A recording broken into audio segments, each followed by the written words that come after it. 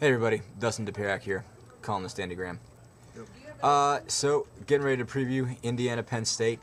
Two more of the penultimate game, possibly in the Indiana 2012 football season, and it's a big one for a few reasons, and mostly just sort of emotional. Obviously, coming off of the 62-14 drubbing they took at the hands of Wisconsin this week.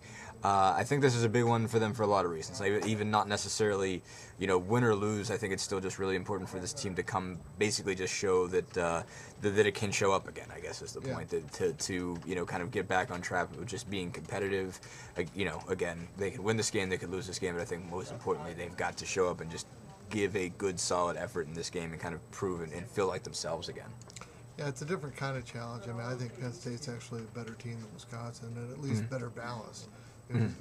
But I don't think it has the capacity just to run right over Indiana the way Wisconsin did, obviously on the ground. However, they can really, slice people up through the air. Matt McGloin is the Big Ten's leading passer, which is not something which is a wild, lot of people just would have wild predicted a to year even ago. consider. I don't Yeah. think.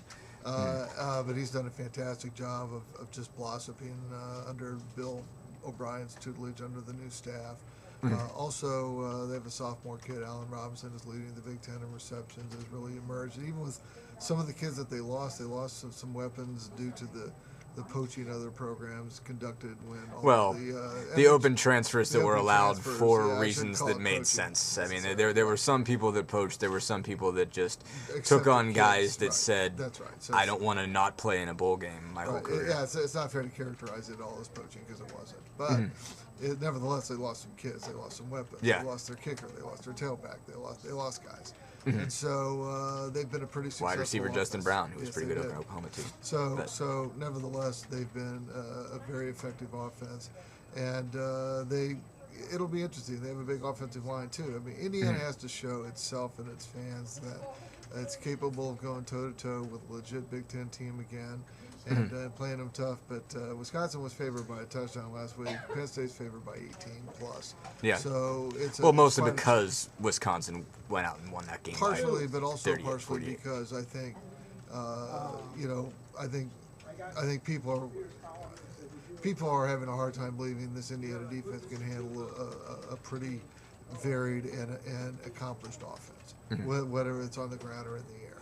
And so they're going to have to show themselves and their fans that they can go toe to toe again and deal with a team as good as Penn State is, and do it in State College, which is just adds to the challenge. And let's face it, this is a program that has played Indiana 15 times and won 15 times. Yeah. No, it's a different game on a lot of levels. And what's interesting is if you really look at both teams, I don't think either one has a model necessarily for this game to look at. I mean, Indiana is leading the league in passing. Penn State, I believe, is second in the league in passing. I don't think either one of these teams have played a team that can throw like each other can. I mean, Penn State kind of did with Ohio U and lost that game. So they've played just offenses that were more run based, and they've beaten Iowa, they've beaten Illinois. Obviously teams that Indiana's seen don't really throw the ball particularly well. Played a Northwestern team that could throw it, didn't particularly throw it well that day. Played a Nebraska team that I guess throws it pretty well. But one way or another, I don't know that anyone throws it like Indiana does that Penn State has played. And the same thing with Indiana. They've played some teams that can throw it, but none that have been as effective at it as Penn State has. Again, Matt McGloin's leading the Big Ten in passing.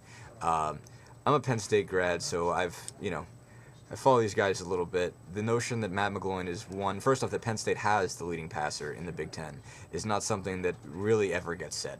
Virtually never. And the fact that it's Matt McGloin. And the fact that it's Matt McGloin, who is a walk-on, who had to beat out and more or less caused to transfer a freshman quarterback, a kid in Rob Bolton, who had started his first game as a freshman, was expected to be something and didn't necessarily ever get going in that direction. But probably would never, who knows if he would have started had Pat Devlin, who was the kid who was supposed to be there, not transferred before his senior year. or before maybe his junior year. So in a lot of ways, Matt McGloin was a guy who was never supposed to have this job, but he worked his way, won some games. I think it was Princeton. He was an Ivy League. There were Ivy League guys that were after him, and he's a relatively short kid by Big Ten quarterback standards, but just a kid with moxie and whatnot. Tough kid, didn't necessarily have great physical attributes, but his fit in this offense that Bill O'Brien brought in after the debacle that was everything at Penn State last year and for decades before, but came in and has just really found an amazing, sort of synergy, I guess, with that entire offense. Allen Robinson has turned into a premier wide receiver in the league. Is leading the league in receiving, definitely in receptions, I think in yards too, and is challenging records set by NFL guys like, O.J. McDuffie and Bobby Ingram and stuff like that. So lots been accomplished over there, despite everything, bizarre, sad and tragic that's happened over there. So basically, Penn State an interesting story and a difficult team to prepare for, with McGloin and just the offense that they've come to run. But I think, the story I think for Indiana this week is just really about emotion. Basically, it's just really about sort of, again, being able to shake off last week. And we talked to a lot of the guys about that this week and just trying to shake it off. I think the offense felt okay. They felt a little bit better when they watched the tape. The defense felt worse when they watched the tape, basically. Yeah, which makes sense. I mean, there were some plays for Indiana offense available for Indiana's offense to make early on to keep drives going on third down and stuff. They just didn't make them. There were guys open. Yeah. I mean, you were talking about quarterback moxie and whatnot. That's what Indiana needs out of Cam Kaufman this week. Mm-hmm. They need him to step up. I mean, because Indiana hasn't averaged over 3 yards a carry for 3 straight weeks on the ground and isn't going to this week either, unless I'm very much surprised. I mean, Penn State's front seven is very good. Mike Motti and Gerald Hodges are really good fantastic. linebackers, and Glenn Carson's pretty good too. Outstanding linebackers. Penn State did lose their rush end, the freshman kid, I think. Jordan Hall. Yeah. Injured. Jordan Hill. And then they got a tight end injury. So Kyle Carter's out. That makes a difference. That's significant. Kyle Carter is out for the rest of the year. And Penn State's front seven defensively is not going to be the kind of one. It's not conducive to Indiana running the ball consistently. So Cam Kaufman is a big factor in this game. How he plays, how efficient he is. Yes. What kind of if he plays like he did when he got reinserted into the Iowa game, that last possession of the first half and then the second half, Indiana's got a shot. If he doesn't, I think it's going to be tough sledding for him. Yeah, I mean it's going to be a difficult game in general because again, like you said, it's going to be tough for them not to be one-dimensional. Penn State defends the run very, very well, but yeah, there are opportunities for Indiana to make plays through the air. Again, I don't think Penn State's played a team that throws like Indiana does like Indiana can.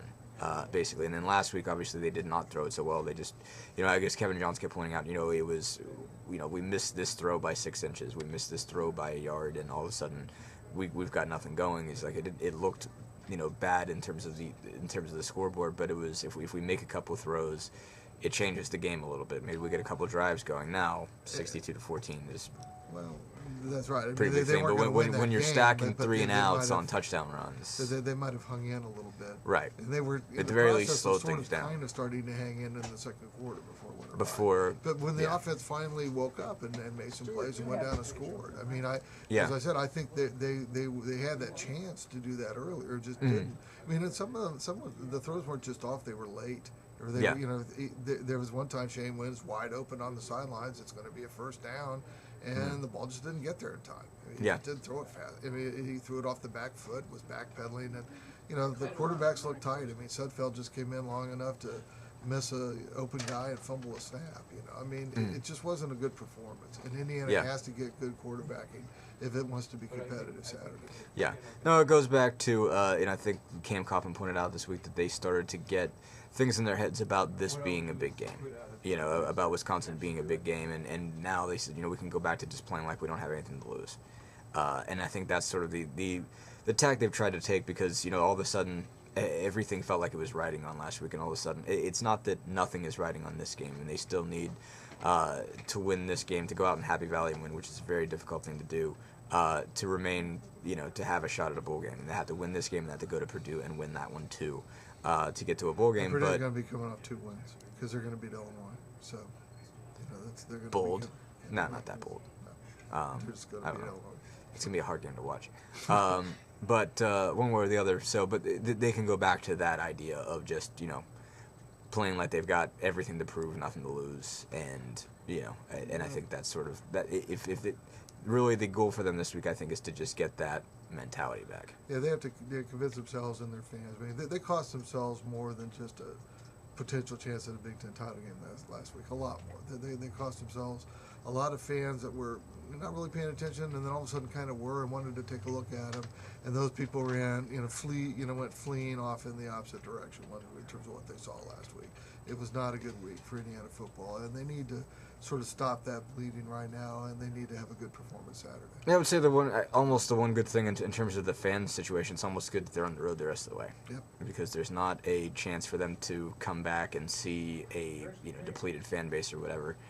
I mean, one way or the other, if they win the bucket game, then it's 9 months away until there's anybody to come see this. They win the bucket game. That's always a big deal. I mean, it just is. Regardless of the situation, that would be a minimum of 5 wins this year. Yeah. And I think a lot of Indiana fans would say, "Hey, 5 wins without Trey Roberson." Yeah, and there's definitely been progress made. Right. But they're going to have to show much better this week, and then also in the bucket game to kind of get some of those people to climb back on board a bit. Yeah, but I think a lot can change between whatever happens on November 24th and September 1st, 2nd, 3rd, 4th, 5th, whatever it is. Lots of recruiting to be done, lots of guys that could join this class, some guys that already have joined this class. They could change things, but there's some real momentum. But as I said, they're going to have to. They can't get walled. They can't go get housed the rest of the way. But anyway, thanks guys.